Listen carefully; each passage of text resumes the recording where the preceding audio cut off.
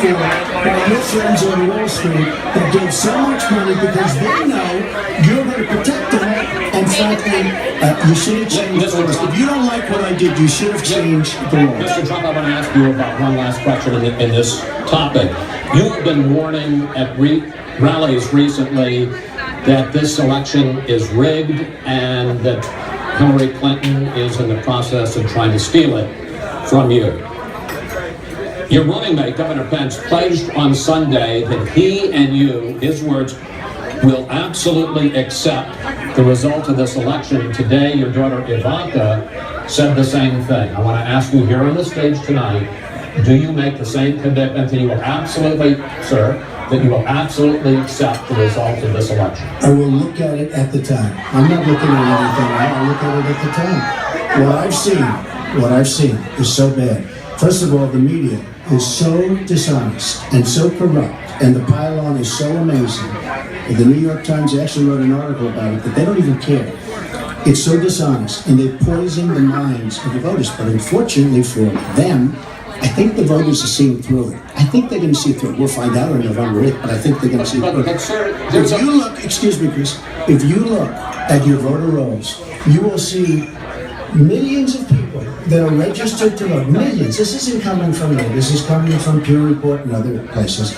Millions of people that are registered to vote that shouldn't be registered to vote. So, let me just give you one other thing. So I talk about the corrupt media, I talk about the millions of people. I'll tell you one other thing. She shouldn't be allowed to run. She's guilty of a very, very serious crime. She should not be allowed to run. And just in that respect, I say it's rigged. Because she should never have been allowed to run for the presidency based on what she did with emails and so many other things. But sir, there is a tradition in this country, in fact, one of the prides of this country is the peaceful transition of power, and that no matter how hard fought a campaign is, that at the end of the campaign, that the loser concedes to the winner. Not saying that you're necessarily going to be the loser or the winner, but that the loser concedes to the winner, and that the country comes together in part for the good of the country. Are you saying you're not prepared now to commit to that? What I'm saying is that I will tell you at the time. I'll keep you in suspense. Well, Chris, let me respond to that because that's horrifying. Every time Donald thinks things are not going in his direction, he claims whatever it is rigged against him. The FBI conducted a year-long investigation into my emails. They concluded there was no case. He said the FBI was rigged. He lost the Iowa caucus. He lost the Wisconsin primary. He said the Republican primary was rigged against him. Then Trump University gets sued for fraud and racketeering. He claims the court system and the federal judge is rigged against him. There was even a time when he didn't get an Emmy for his TV program 3 years in a row, and he started tweeting that the Emmys were rigged. This is a mindset. This is how Donald thinks, and it's funny, but it's also really troubling. Now, that is not the way our democracy works. We've been around for 240 years. We've had free and fair elections. We've accepted the outcomes when we may not have liked them. And that is what must be expected of anyone standing on a debate stage during a general election. President Obama said the other day, when you're whining before it just shows you're not up to doing the job. And let's be clear about what he is saying and what that means. He is denigrating, he's talking down our democracy. And I, for one, am appalled that somebody who is the nominee of one of our two major parties would take that kind of position. I think what the FBI did and what the Department of Justice did, including meeting with her husband, the Attorney General, in the back of an airplane on the tarmac in Arizona, I think it's disgraceful. I think it's a disgrace. Right. I think we've never had a situation so bad. Hold on, folks. This doesn't do any good for anyone. Let's please continue the debate and let's move on to the subject of foreign hotspots. The Iraqi offensive to take back Mosul has begun. If they are successful in pushing ISIS out of that city and out of all of Iraq, the question then becomes, what happens the day after? And that's something that whichever of you ends up as president is going to have to confront. Will you put U.S. troops into that vacuum to make sure that ISIS doesn't come back or isn't replaced by something even worse? Secretary Clinton, you go first in this segment. You have 2 minutes. Well, I am encouraged that there is an effort led by the Iraqi army, supported by Kurdish forces, and also given the help and advice from the number of special forces and other Americans on the ground. But I will not support putting American soldiers into Iraq as an occupying force. I don't think that is in our interest, and I don't think that would be smart to do. In fact, Chris, I think that would be a big red flag waving for ISIS to reconstitute itself. The goal here is to take back Mosul. It's going to be a hard fight. I've got no illusions about that. And then continue to press into Syria to begin to take back and move on Raqqa, which is the ISIS headquarters. I am hopeful that the hard work that American military advisors have done will pay off, and that we will see a really successful military operation. But we know we've got lots of work to do. Syria will remain a hotbed of terrorism as long as the civil war, aided and abetted by the Iranians and the Russians, continue. So I have said, look, we need to keep our eye on ISIS. That's why I want to have an intelligence surge that protects us here at home, why we have to go after them from the air, on the ground, online, why we have to make sure here at home we don't let terrorists buy weapons. If you're too dangerous to fly, you're too dangerous to buy a gun. And I'm going to continue to push for a no-fly zone and safe havens within Syria, not only to help protect the Syrians and prevent the constant outflow of refugees, but to frankly gain some leverage on both the Syrian government and the Russians so that perhaps we can have the kind of serious negotiation necessary to bring the conflict to an end and go forward on a political track. Mr. Trump, some question. If we are able to push ISIS out of Mosul and out of Iraq, would you be willing to put U.S. troops in there to prevent their return or something else? Let me tell you, Mosul's so sad. We had Mosul. But when she left, when she took everybody out, we lost Mosul. Now we're fighting again to get Mosul. The problem with Mosul, and what they wanted to do, is they wanted to get the leaders of ISIS who they felt were in Mosul. About 3 months ago, I started reading that they want to get the leaders, and they're going to attack Mosul. Whatever happened to the element of surprise? Okay? We announced we're going after Mosul. I've been reading about going after Mosul now for about, how long is it? Only 3 months? These people have all left. They've all left. The element of surprise. Douglas, MacArthur, George, Patton, spitting in their graves when they see the stupidity of our country. So we're now fighting for Mosul that we had. All she had to do is stay there. Now we're going in together. But you know who the big winner in Mosul is going to be after we eventually get it? And the only reason they did it is because she's running for the office of president. And they want to look tough. They want to look good. He violated the red line in the sand. And he made so many mistakes, made all mistakes. That's why we have the great migration. But she wanted to look good for the election. So they're going in. But who's going to get Mosul really?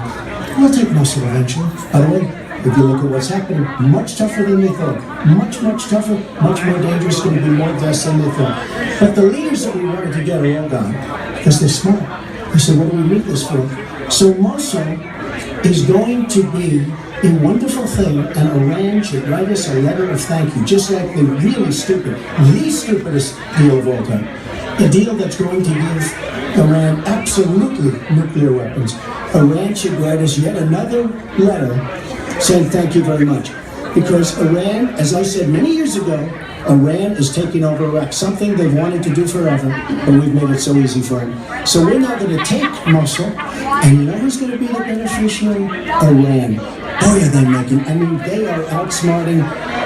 Look, you're not there, you might be involved in that decision, but you were there when you took everybody out of Mosul and out of Iraq. You shouldn't have been in Iraq, but you did vote for it. You shouldn't have been in Iraq, but once you were in Iraq, you should have never left the way. The point is, the big winner is going to be Iran.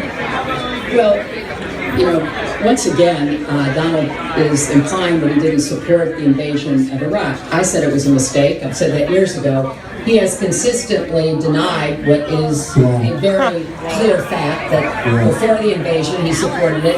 And you know, I just want everybody to go Google it. Google Donald Trump Iraq, and you will see the dozens of sources which verify that he was for the invasion of Iraq. And you can actually hear the audio of him saying that. Now, why does that matter? Well, it matters because he has not told the truth about that position. I guess he believes it makes him look better now, to contrast with me, because I did vote for it. But what's really important here is to understand all the interplay. Mosul is a Sunni city. Mosul is on the border of Syria. And yes, we do need to go after Baghdadi, and just like we went after bin Laden while you were doing Celebrity Apprentice, and we brought him to justice. We need to go after the leadership, but we need to get rid of them, get rid of their fighters. There are estimated several thousand fighters in Mosul. They've been digging underground. They've been prepared to defend. It's going to be tough fighting, but I think we can take back Mosul, and then we can move on into Syria and take back Raqqa. This is what we have to do. I'm just amazed that he seems to think that the Iraqi government and our allies and everybody else launched the attack on Mosul to help me in this election. But that's how Donald thinks, you know. He always looking for some Because we don't gain anything. He has all the Iran is taking over Iraq. Iran is taking over Iraq. We don't gain. We wouldn't gain if they did our surprise. Secretary Clinton, it's an open discussion. He's Plays like Mr. Trump speaks. unfit, and he proves it every time. You are the one that's unfair. You know, WikiLeaks just actually came out. John Podesta said some horrible things about you, and boy, was he right. He said some beauties. And you know, Bernie Sanders, he said you have bad judgment. You do. And if you think that going into Mosul, after we let the world go, we're going in, and all of the people that we really wanted, the leaders, they're all gone. If you think that was good, then you do. Now, John Podesta said you have terrible instincts. Bernie Sanders said you have bad judgment. I agree with both. Well, you should ask Bernie Sanders who he's supporting for president, and he has said, Which is a big as mistake. campaign for me around the country, you are the most dangerous person to run for president in the modern history of America. I think Let's turn to Aleppo. Mr. Trump, in the last debate, you were both asked about the situation in the Syrian city of Aleppo, and I want to follow up on that because you said several things in that debate which were not true, sir. You said that Aleppo has basically fallen. In fact, It's a catastrophe. it is a catastrophe. Have you seen it? Have you seen it? Have you seen what's happened to If I Aleppo? may finish my question. Okay, so it hasn't fallen. Take a look at Well, it. there are 250,000 people still living there and being slaughtered. You also, And they are being slaughtered because of bad decisions. and if I may just finish here, and you also said that that Syria and Russia are busy fighting ISIS. In fact, they have been the ones who've been bombing and shelling eastern Aleppo, and they just announced a humanitarian pause, in effect admitting that they have been bombing and shelling Aleppo. Would you like to clear that up? Well, Aleppo is a disaster. It's a humanitarian nightmare, but it has fallen from any standpoint. I mean, when you need a signed document, take a look at Aleppo. It is so sad when you see what's happened.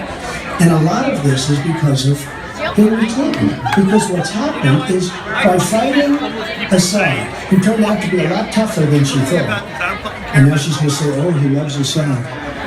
He's just much tougher and much smarter than her and Obama.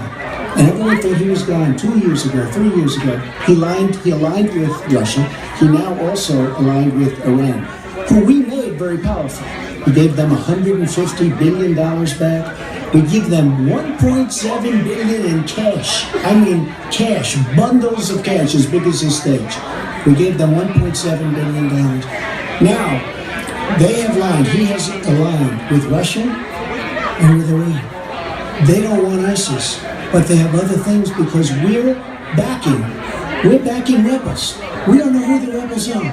We're giving them lots of money, lots of everything. We don't know who the rebels are. And when and if, and it's not going to happen because you have Russia and you have Iran now, but if they ever did overthrow Assad, you might end up with, as bad as Assad is, and he's a bad guy, but you may very well end up with worse than Assad. If she did nothing, we'd be in much better shape. And this is what's caused the Great Migration, where she's taken in tens of thousands of Syrian refugees who probably, in many cases, not probably, who are definitely, in many cases, ISIS aligned, and we now have them in our country, and wait till you see, this is going to be the great Trojan horse, and wait till you see what happens in the coming years. Lots of luck, Hilary. Thanks a lot for doing a great job. Secretary Clinton, you have talked about, and in the last debate today, that you would impose a no-fly zone to try to protect the people of Aleppo and stop the killing there. President Obama has refused to do that because he fears it's going to draw us closer and deeper into the conflict. And General Joseph Dunford, the chairman of the Joint Chiefs of Staff, says, you impose a no-fly zone, chances are you're going to get into a war, his words, with Syria and Russia. So the question I have is, if you impose a no-fly zone, first of all, how do you respond to their concerns? Secondly, if you impose a no-fly zone and a Russian plane violates that, does President Clinton shoot that plane down? Well, Chris, first of all, I think a no-fly zone could save lives and could hasten the end of the conflict. I am well aware of the really legitimate concerns that you have expressed from both the President and the General. This would not be done just on the first day. This would take a lot of negotiation. It would also take making it clear to the Russians and the Syrians that our purpose here was to provide safe zones on the ground. We've had millions of people leave Syria, and those millions of people inside Syria who've been dislocated. So I think we could strike a deal and make it very clear to the Russians and the Syrians that this was something that we believed was in the best interests of the people on the ground in Syria. It would help us with our fight against ISIS. But I want to respond to what